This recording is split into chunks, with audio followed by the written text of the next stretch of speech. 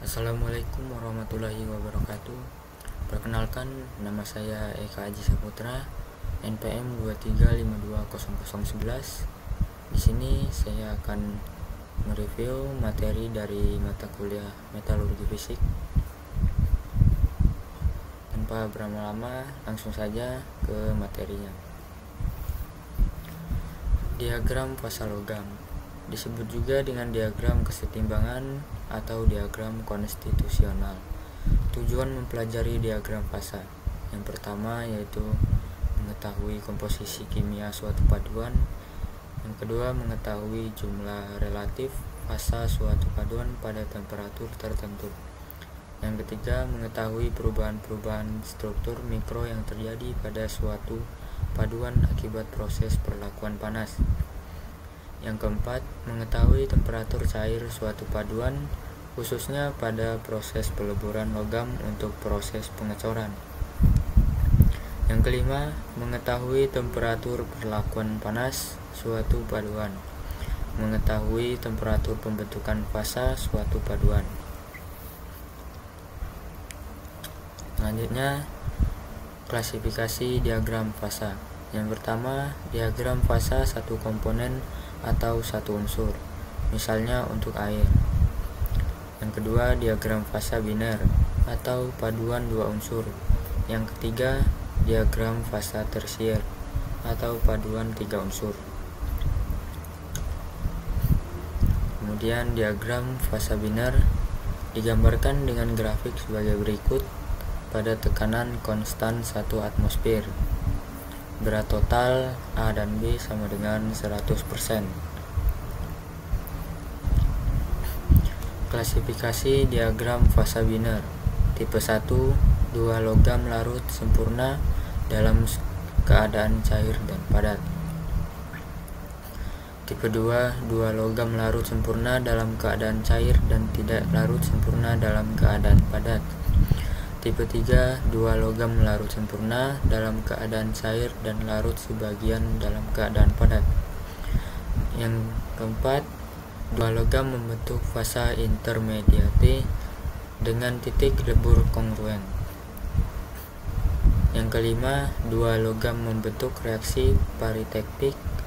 Yang keenam, dua logam membentuk reaksi monotektik.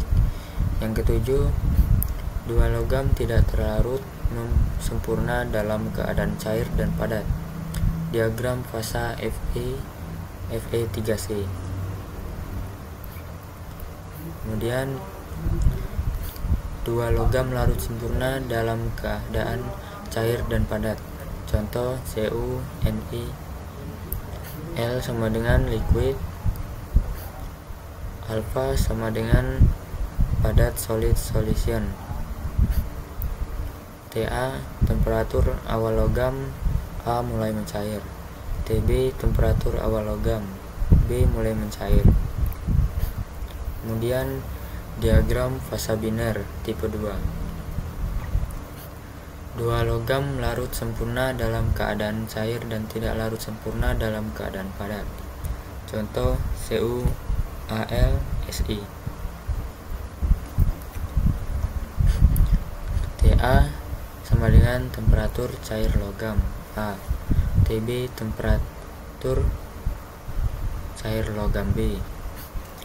Yang E sama dengan fasa eutektik atau fasa campuran A dan B.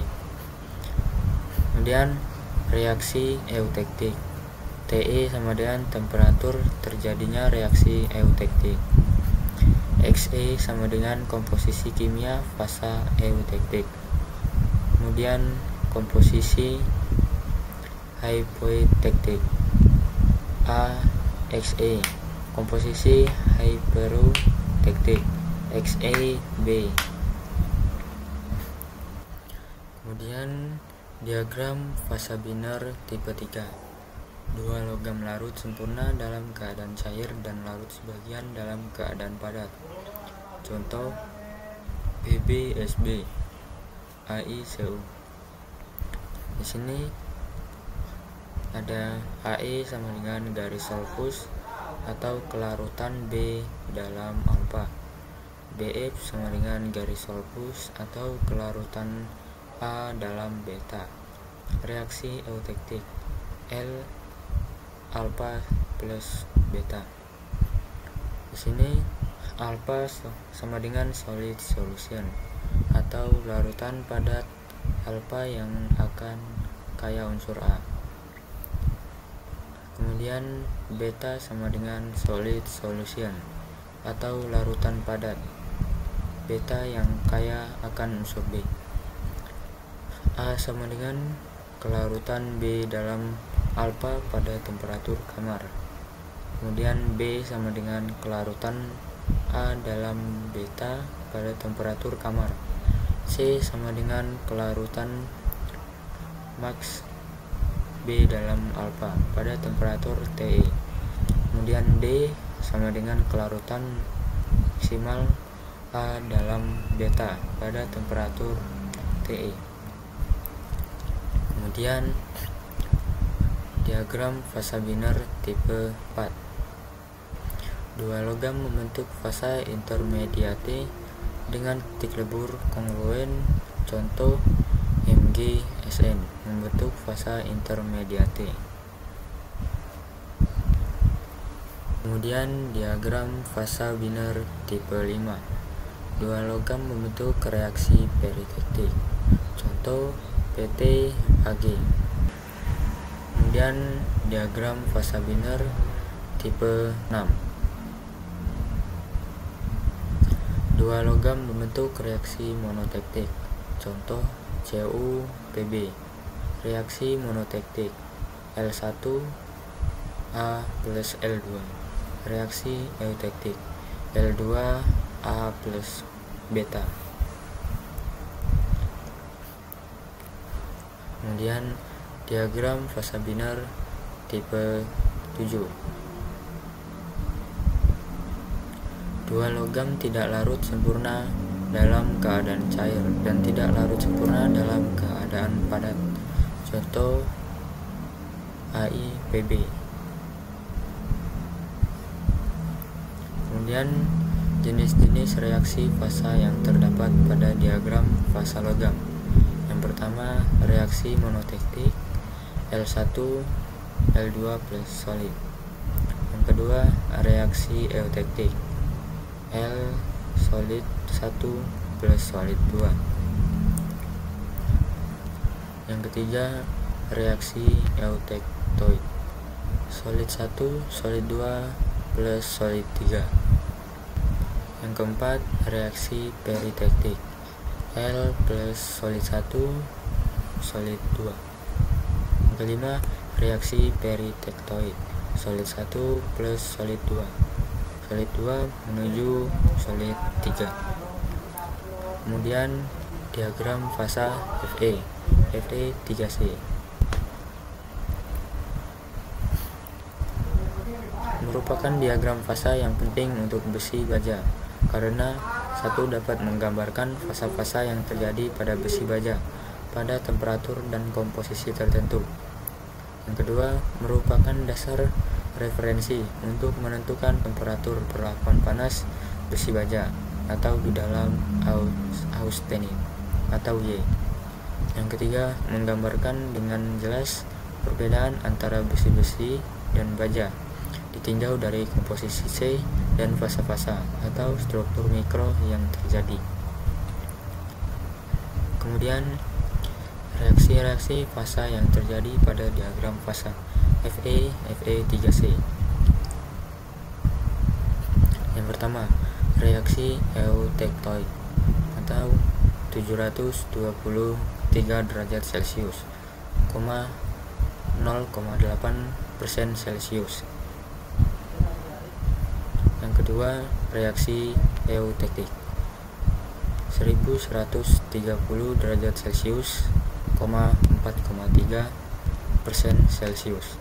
Yang ketiga, reaksi peritektik 1490 derajat Celcius, 0,18% Celcius. Kemudian baja mengandung 0,002% Celcius sampai dengan 2% Celcius dan diklasifikasikan menjadi 1 baja hypotektoid 0,002 sampai dengan 0,8% Celcius. Yang kedua, baja hyperetektoid 0,8 sampai dengan 2% Celcius. Besi mengandung 2 sampai dengan 6,67% Celcius dan diklasifikasikan menjadi besi hypoeuktektik 2 sampai dengan 4,3% Celcius. Besi hypereuktektik 4,3 sampai dengan 6,67% Celcius. Kemudian sifat allotropi baja. Bila didinginkan perlahan-lahan pada daerah baja dengan kadar C yang sangat rendah di daerah alfa, maka Fe atau baja akan mempunyai sifat allotropi, yaitu mengandung lebih dari satu tipe struktur kristal tergantung dari temperaturnya. TK 723 derajat Celcius, fasa alfa, mempunyai struktur kristal BCC atau magnetik. Kemudian 723 derajat Celcius sampai dengan 910 derajat Celcius, fasa alfa, struktur kristal BCC atau non magnetik. Kemudian 910 derajat Celcius sampai dengan 1390 derajat Celcius, fasa Y, struktur kristal FCC atau non magnetik. Kemudian 1390 derajat Celcius sampai dengan 1535 derajat Celcius, fasa delta, struktur kristal BCC atau magnetik. Logam-logam lain yang bersifat allotropi, Sn, Mg, Co, C atau intan atau grafit. Perubahan struktur kristal ini disebabkan karena konstanta Kisi. Setiap struktur pada setiap fasa berbeda-beda. Delta sama dengan 2,93 A, Y sama dengan 3,65 A, kemudian alfa sama dengan 2,87 A. Kemudian jenis-jenis fasa pada diagram Fe, Fe3C. Yang pertama, alfa sama dengan ferrit, merupakan larutan padat yang hanya dapat melarutkan sejumlah kecil karbon. Di bawah mikroskop nampak berwarna terang. Kelarutan maksimum C dalam fasa ini 0,02% Celcius pada temperatur 723 derajat Celcius. Merupakan fasa yang paling lunak dalam baja. Y sama dengan austenit, merupakan larutan padat yang dapat melarutkan maksimum 2% Celcius pada temperatur 1130 derajat Celcius. Merupakan struktur yang tidak stabil, yang mudah berubah menjadi fasa-fasa lain sesuai dengan sifat-sifat mekanis yang diharapkan. Oleh karena itu, daerah perlakuan panas adalah pada daerah austenit, dimulai pada suhu austenisasi. Kemudian yang ketiga, Fe3C sama dengan sementit, sama dengan karbida besi, merupakan senyawa yang keras dan rapuh dengan kekuatan tarik yang rendah dan kekuatan tekan yang tinggi. Struktur kristalnya adalah ortorombik. Kemudian alfa plus Fe3C sama dengan ferrit, merupakan campuran eutektoid yang mengandung 0,8% Celcius dan berbentuk pada temperatur 720 derajat Celcius pada pendingin yang sangat lambat. Di bawah mikroskop, campuran ini nampak berbentuk lamel-lamel atau plat-plat yang merupakan campuran dari alfa dan Fe3C. Yang kedua, Y plus Fe3C atau Ledebure, merupakan campuran eutektik yang terjadi pada 4,3% Celcius dan temperatur 1130 derajat Celcius. Kemudian di sini ada foto super bainit yang ditransformasikan pada suhu 200 derajat Celcius seperti yang terlihat dalam mikroskop elektron pemindaian. Kemudian sini ada foto mikroferrit alfa 90 kali Kalistar 1994. Kemudian ada struktur mikro, merupakan gabungan dari satu atau lebih struktur kristal yang membentuk fasa-fasa tertentu secara garis besar yang dapat dikelompokkan menjadi yang satu, kristal tunggal atau monokristal fasa tunggal, yang kedua, kristal majemuk atau polikristal fasa tunggal, yang ketiga, kristal majemuk atau polikristal dua fasa alfa dan beta. Kemudian yang terakhir, pengamatan metalografi. Benda uji menuju ke mounting ke grinding. Bisa juga benda uji menuju ke grinding menuju ke polishing, kemudian cleaning, kemudian menuju lagi ke etching, kemudian cleaning, dan yang terakhir menuju ke pengamatan di bawah mikroskop. Mungkin itu saja video saya kali ini. Kurang dan lebihnya saya mohon maaf. Saya akhiri. Wassalamualaikum warahmatullahi wabarakatuh.